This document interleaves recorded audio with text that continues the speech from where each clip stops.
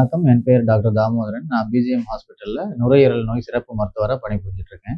இருமல் 3 வாரத்துக்கு மேல இருந்தா என்ன செய்யணும் சார்? நோயாளிக்கு இருமல் 3 வாரத்துக்கு மேல இருக்கு அப்படின்னா, அவங்கள கிரானிக் காஃப் இல்லைன்னா தொடர் இருமல் அப்படிங்கிற கேட்டகரியில நம்ம கொண்டு வந்துடணும். அந்த மாதிரி காஃப் இருக்கிறவங்களுக்கு 3 வாரத்திற்கு மேல இருக்கிற இருமல் இருக்கிறவங்களுக்கு நிறைய நுரையீரல் பிரச்சனைகள் இருக்கிறதுக்கு வழிவகுக்கும். இந்தியாவை பொறுத்த வரைக்கும் இந்த மாதிரி நோயாளிகளுக்கு நம்ம முதல்ல நம்ம பார்க்க வேண்டியது நுரையீரல் காச நோய். ஏன்னா காச நோய் இல்லைன்னா டிபி அப்படின்னு சொல்லுவோம். இதுதான் 3 வாரத்துக்கு மேல கண்டினியூஸா இருமல் இருந்துகிட்டே இருக்கும். இருமல் இருக்கும்போது அது அவங்களுக்கும் பாதிப்படுத்துறது இல்லாம அது மற்றவங்களுக்கும் அந்த நோயை பரப்புறதுக்கான வாய்ப்பு அதிகம். அதனால உடனே பக்கத்துல இல்ல அருகாமையில் இருக்கிற ஒரு நுரையீரல் மருத்துவரை அணுகி அந்த காரணத்தை கண்டுபிடிச்சு அதுக்கான வைத்தியத்தை பார்க்கலன்னா இன்னும் அவங்க உங்க உடல்நிலை மோசமாகிறதுக்கு வாய்ப்பு இருக்கு.